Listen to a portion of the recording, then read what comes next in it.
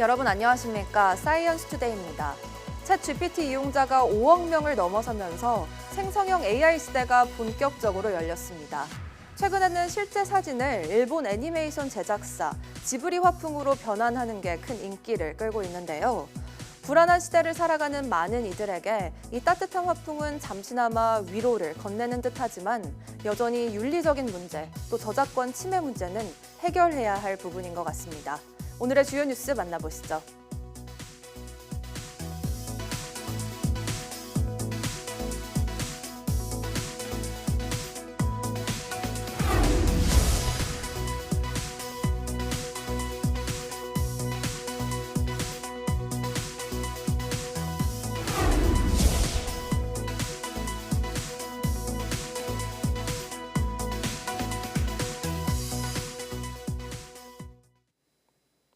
역대 최악의 산불이 발생했던 지난달 하순, 고온과 건조, 강풍이 이례적으로 강했었다는 분석이 나왔습니다. 게다가 지난달 초여름 더위와 북극 한파가 번갈아가며 나타났는데 극심한 날씨 변동의 원인은 역시 기후변화였습니다. 김민경 기자의 보도입니다. 하루 동안만 31건의 산불이 났던 지난달 22일. 특히 3건은 대형 산불로 확대했고 그 가운데 하나는 역대 최악의 산불로 기록됐습니다. 이른바 괴물 산불이라 불린 경북 의성 산불은 사람이 뛰는 것보다 빠른 시속 8.2km로 확산해 피해 면적이 4만 5천여 헥타르에 달했습니다. 이렇게 산불이 동시다발적으로 발생하고 크게 확산한 건 고온과 건조, 강풍이라는 3가지 악조건이 겹쳤기 때문으로 지목됐는데 기상청 분석 결과 지난달 기후 특성이 이례적이었던 것으로 나타났습니다. 3월 하순 전국 평균 기온은 10.9도로 역대 3번째로 높았습니다. 전국 37곳에서 3월 최고 기온을 경신했고 이상 고온도 9일이나 나타났습니다. 대형 산불이 잦았던 21일에서 26일 사이에는 전국적으로 비가 거의 내리지 않았고 산불이 발생한 경북 지역은 강수량이 0mm에 그쳤으며 상대 습도는 평년보다 15%포인트나 낮았습니다. 이에 더해 3월 하순, 안동 하회마을과 의성 옥산면, 단북면에서는 기상 관측 이래 3월 1 최대 순간 풍속을 기록하는 등 심한 강풍까지 몰아쳤습니다. 지난달 하순에는 한반도 남쪽의 이동성 고기압이 느리게 지나간 가운데 북쪽에는 저기압이 통과하면서 큰 기압차로 강한 서풍이 불었고 그 영향으로 이상 고온과 건조함이 지속되었습니다. 3월 하순의 초여름 더위와는 반대로 중순까지는 북극 한파로 강추위와 눈폭탄이 쏟아지며 한 달 동안 봄, 여름, 겨울이 뒤섞였습니다. 기상청은 이렇게 극심했던 날씨 변화와 잇따른 이상기후의 근본 원인으로 기후변화를 꼽았습니다. 또 앞으로는 이런 롤러코스터 같은 기후변동이 잦을 걸로 보인다고 내다봤습니다. YTN 김민경입니다. 꽃샘 추위가 누그러지면서 봄의 향기가 더 깊어지고 있습니다. 다양한 봄꽃들이 피기 시작했는데 특히 벚꽃 행사들이 본격적으로 시작됩니다. 윤지아 기자가 취재했습니다. 전북 정읍천 일대에 자리 잡은 2천여 그루의 벚꽃나무. 봄 내음이 물씬 풍기는 이곳에서 시민들은 산책을 즐깁니다. 파란 하늘 아래 곳곳에 벚꽃이 폈습니다. 이번 주말이면 분홍 꽃망울을 활짝 터뜨릴 걸로 보입니다. 꽃샘 추위 탓에 아직 활짝 피진 않았지만 나들이 객은 하나둘 모여듭니다. 기분 너무 좋죠. 아직 피지는 않아가지고 좀 아쉽긴 한데 그래도 꽃 보니까 기분도 좋고. 이곳에서는 이번 주 금요일부터 사흘 동안 낭만 벚꽃, 낭만 정읍이란 주제의 힐링 축제가 진행됩니다. 옥정호 출렁다리를 건너면 꽃이 만발한 붕어섬 생태공원, 알록달록한 튤립, 수선화, 작약 등 꽃 종류도 다양합니다. 봄향기에 취한 어른들은 동심으로 돌아가 사진 찍기에 한창입니다. 꽃이 너무 만발하게 많이 피었고요. 또 사람들 웃음도 즐거워 보이고 다 행복해 보이는 것 같아요. 한 폭의 그림 같은 풍경에 이 순간을 프레임 속에 담습니다.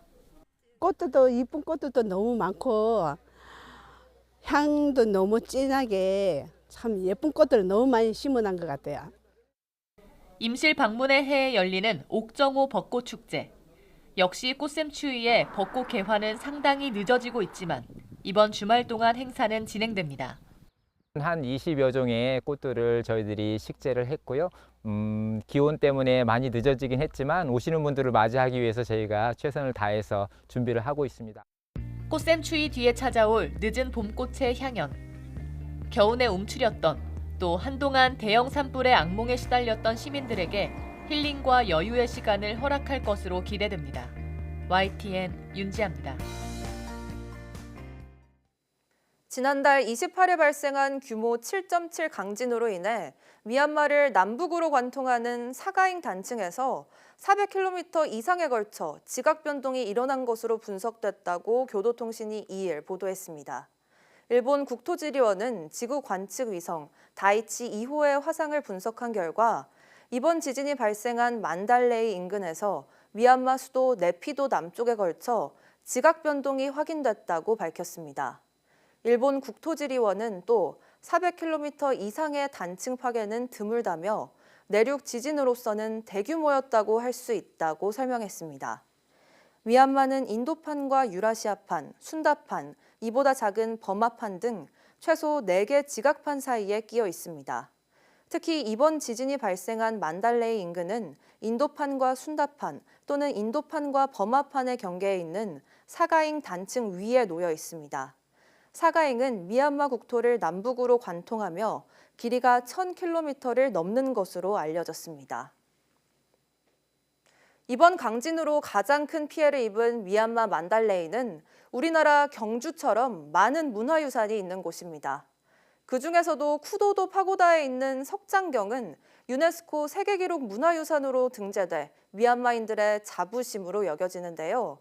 전 세계 취재진 중 최초로 YTN이 허가를 받고 내부로 진입해 지진 피해 상황을 살펴봤습니다.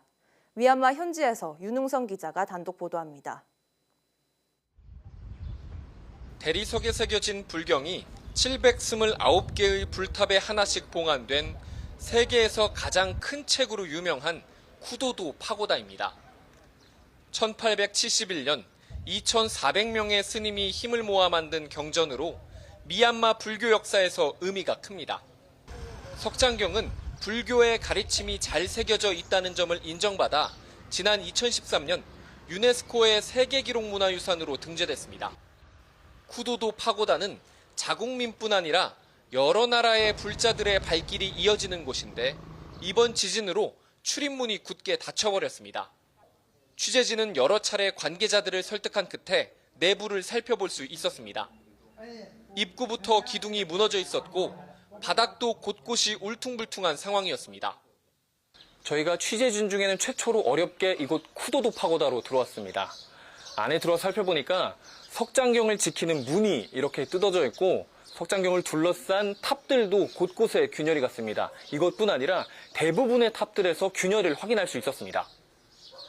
관계자는 729개의 석장경을 보관한 탑 중 40개가량을 제외하곤 모두 균열이 발견됐다고 밝혔습니다. 불행 중 다행으로 석장경 자체는 피해가 없다고 설명했습니다. 유네스코와 미얀마 정부 등에서도 피해 규모를 확인하기 위해 다녀간 것으로 전해졌습니다. 석장경을 보관한 사원은 당분간 운영을 중단하고 복구 계획 등을 세우는 데 집중할 계획입니다. YTN 윤웅성입니다. 우리 시간 어젯밤 11시 4분쯤 일본 규슈 남동부 미야자키현 남쪽 바다에서 규모 6.0의 지진이 발생했습니다. 진원의 깊이는 40km입니다. 일본 기상청은 이번 지진으로 미야자키현 미야자키시와 가고시마현 가노야시 등에서는 진도 4의 흔들림이 관측됐다고 발표했습니다. 일본 기상청 지진 등급인 진도는 절대 강도를 의미하는 규모와는 달리 해당 지역에 있는 사람의 느낌이나 주변 물체 등의 흔들림 정도를 수치로 나타낸 상대적 개념입니다. 진도 0부터 7까지로 표시되는데 진도 4는 대부분 사람이 놀라고 천장에 달린 전등이 크게 흔들리는 수준입니다. NHK는 쓰나미 우려는 없다며 규슈전력에 따르면 가고시마현 센다이 원전 1, 2호기도 이상은 확인되지 않았다고 전했습니다. 방사성 폐기물이 외부 환경으로 확산하는 것을 차단할 수 있는 비분산 포장재 소프트백이 개발됐습니다.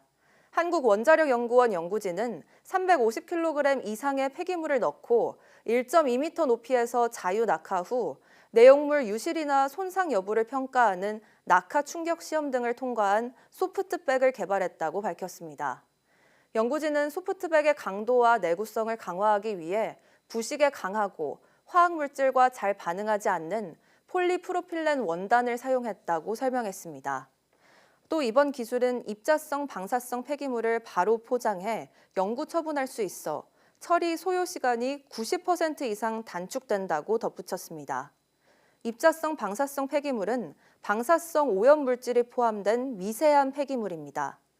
개발한 소프트백은 한국원자력환경공단으로부터 국내 최초로 사용 승인을 받았습니다.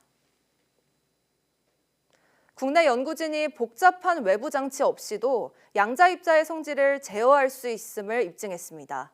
디지스트 화학물리학과 조창희 교수 연구진은 양자 복합입자, 폴라리톤의 진동을 결정 구조의 변화에서 유도된 전기적 특성 변화를 이용해 정밀하게 조절하는 데 성공했다고 밝혔습니다. 연구진은 먼저 결정 구조가 외부 요인에 따라 달라지는 상전이 특성을 갖는 페로브스카이트 소재를 활용해 미세 공진기 구조를 설계했습니다. 그런 다음 결정 상태를 조절했더니 폴라리톤의 진동 세기는 약 20%까지 조절할 수 있었고 빛과 전자의 결합 강도도 최대 44%까지 변화하는 것을 확인했습니다. 최근 인공지능, AI가 만드는 음악이 늘어나면서 저작권에 관한 법률적 문제가 생길 가능성이 커지고 있습니다. 한국음악저작권협회는 신규 음악저작권을 신고할 때 AI를 사용하지 않았다는 확인 보증을 받는 절차를 도입했습니다. 한상욱 기자입니다. 후회하면 착하고 맞는 게 사랑이야. 그게 바로 그대랍니다.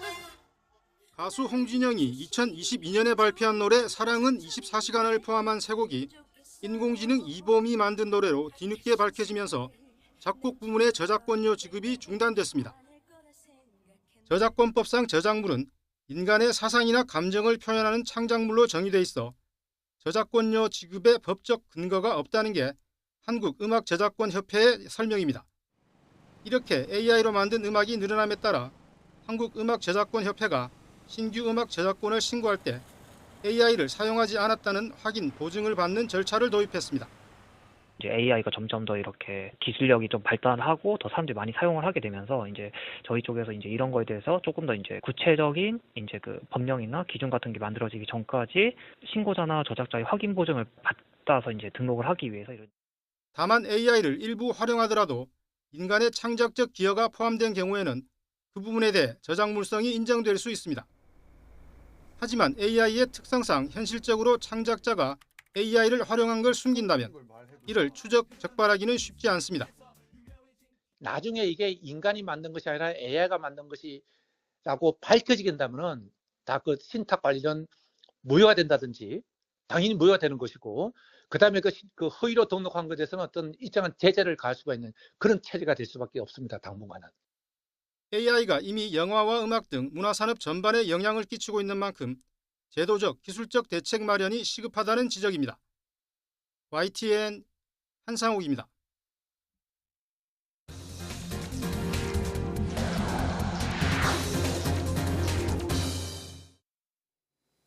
한국천문연구원과 미국 항공우주국, 나사가 공동 개발한 우주망원경 스피어X의 첫 촬영 사진이 공개됐습니다.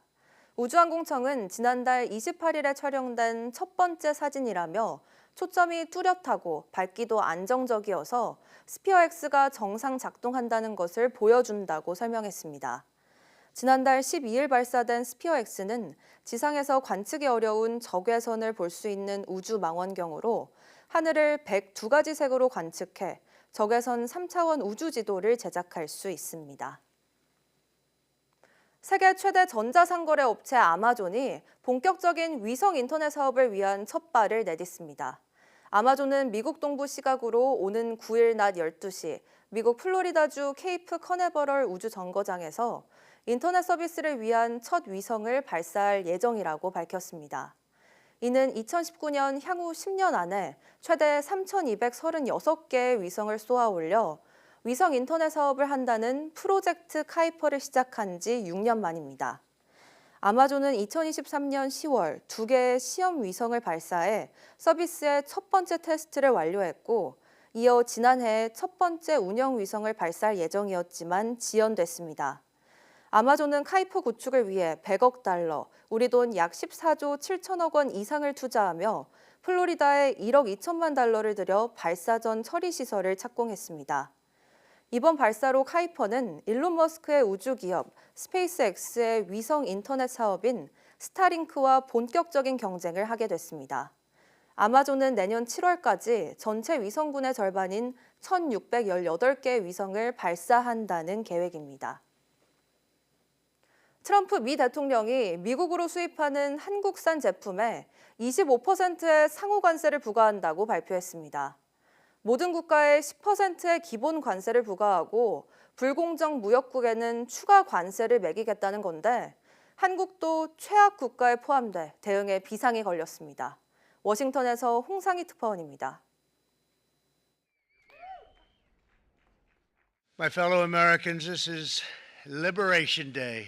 With today's action, we are finally going to be able to make America great again, greater than ever before. 트럼프 대통령이 모든 국가에 대한 상호관세를 공식 발표했습니다. 상호관세에는 모든 무역 대상국에 대한 10%의 기본 관세와 대규모 무역 적자를 유발하는 이른바 최악 국가에 대한 개별 관세가 더해집니다. 트럼프 대통령이 우리나라에 부과한 상호관세는 25%입니다. 한국도 최악 국가 리스트에 포함된 겁니다. 중국은 34%, 일본 24%, 유럽연합에는 20%의 상호관세를 부과했습니다. 캄보디아에는 49%, 베트남 46%, 인도네시아와 스위스에도 30%대의 상호관세를 적용합니다. 10%의 기본 관세는 현지 시간 5일부터, 국가별 관세는 오는 9일부터 추가로 부과됩니다. 트럼프 대통령은 또 현지 시간 3일부터 자동차와 부품에 대해 25%의 관세를 부과하겠다고 밝혔습니다. Such horrendous imbalances have devastated our industrial base and put our national security at risk. That's why, effective at midnight, we will impose a 25% tariff on all foreign-made automobiles. 트럼프 대통령의 전 세계를 대상으로 한 상호관세 폭탄으로 국제 무역 분쟁이 본격화할 전망입니다. 리더십 공백 상태인 우리나라도 대응에 비상이 걸렸습니다. 워싱턴에서 YTN 홍상입니다. 우리나라는 한미 FTA로 관세가 거의 없지만 비관세 장벽을 이유로 25% 관세 폭탄을 맞게 됐습니다. 트럼프 대통령은 한국이 미국 자동차를 수입하지 않고 미국쌀에도 높은 관세를 매기고 있다며 불만을 나타냈습니다. 워싱턴 권준기 특파원입니다. 트럼프 대통령은 미국 자동차가 진출하기 어려운 대표적인 나라로 한국을 지목했습니다. 비관세 장벽으로 미국 자동차 수입을 막고 있다며 무역에 관한 한 적보다 우방이 더 나쁘다고 주장했습니다. 81% of the cars in South Korea are made in South Korea. 94% of the cars in Japan are made in Japan. In many cases, the friend is worse than the foe in terms of trade. 미국 쌀 수입에 대해서도 일본, 중국과 함께 한국을 문제 국가로 거론했습니다. FTA 협상으로 40만 톤 이상 수입 물량에만 매기는 관세를 문제 삼은 겁니다. South Korea charges 50, actually they charge different from 50% to 513%, and Japan, our friend, charges us 700%, but that's because they don't want us selling rice and other things. 최악 국가 명단에는 중국이 맨 위에, 한국은 7번째로 들어갔습니다. 차트 설명에서 한국을 따로 언급하진 않았지만 대표적인 문제 국가란 점을 분명히 한 겁니다. 일본은 매우 터프하다고 표현했습니다. Japan, very, very tough, great people. And again, I don't blame the people for doing it. I think they're very smart in doing it. I blame the people that sat right in that Oval Office. 트럼프 대통령 발표에 앞선 사전 브리핑에서도 미국 고위 당국자는 한국 관세가 미국의 4배라고 거듭 말하며 잘못된 주장을 바로잡지 않았습니다. 워싱턴에서 YTN 권중기입니다. 트럼프 미국 대통령이 전 세계 무역 상대국을 상대로 상호 관세를 발표한 가운데 가장 큰 피해자는 미국 소비자라며 미국 내에서도 우려가 나오고 있습니다. 미국 경제 매체 CNBC 방송은 일부 경제학자들은 관세율 인상이 소비자 물가 상승으로 이어질 수 있다고 경고한다고 보도했습니다. 특히 보스턴 연방준비은행이 최근 구축한 모델의 극단적 시나리오에선 수입품에 대한 높은 세금이 핵심 인플레이션을 1.4포인트에서 2.2%포인트까지 인상할 수 있다고 전했습니다. 앞서 지난 2월 예일대 예산연구소는 미국이 다른 국가의 관세와 부가가치세 수준에 맞출 경우 미국의 실질 관세율은 13%포인트 상승하고 소비자 물가는 1.7에서 2.1%포인트 높아질 것으로 전망했습니다. 미국의 주요 무역 상대국에는 기본 관세인 10%를 훌쩍 웃도는 상호 관세가 부과돼 소비자 물가는 더 오를 것으로 예상됩니다. 정부는 미국의 상호 관세 발표 직후 한덕수 대통령 권한대행 주재로 긴급 전략회의를 열고 대응책을 논의했습니다. 한덕수 권한대행은 트럼프 미 대통령의 상호 관세 발표 직후 최상목 경제부총리와 안덕근 산업부 장관 등이 참석한 가운데 긴급 경제안보전략 TF 회의를 열었습니다. 한 대행은 이 자리에서 글로벌 관세 전쟁이 현실로 다가온 매우 엄중한 상황이라며 통상 위기 극복을 위해 정부가 가진 모든 역량을 쏟아부어야 할 것이라고 강조했습니다. 또 안덕근 산업부 장관에게 오늘 발표된 상호 관세 상세 내용과 영향을 기업과 함께 면밀히 분석하고 피해를 최소화하기 위한 대미 협상에 적극 나서달라고 주문했습니다. 이와 함께 자동차 등 미국 정부의 관세 부과로 영향을 받을 업종과 기업에 대한 긴급 지원 대책도 범정부 차원에서 조속히 마련할 것을 지시했습니다.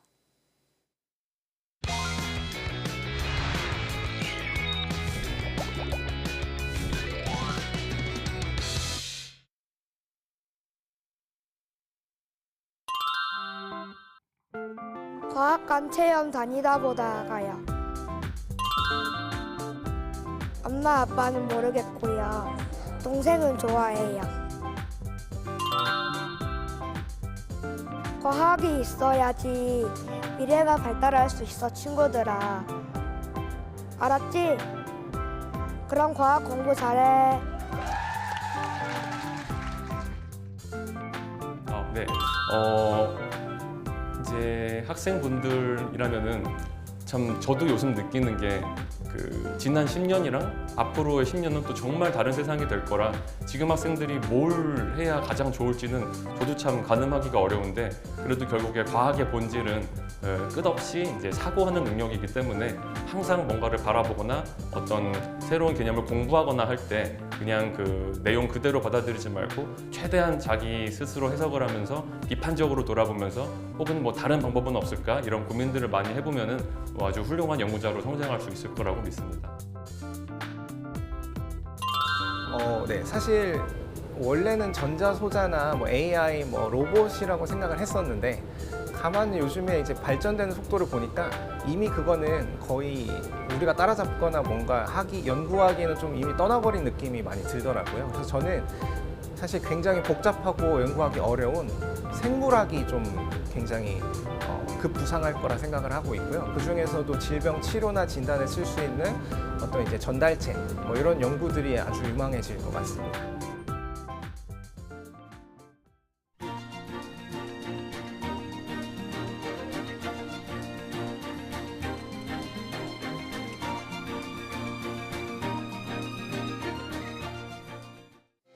(4월 3일) 오전 사이언스 투데이 마칩니다. 오후 뉴스도 많은 시청 바랍니다. 시청해주신 여러분 고맙습니다.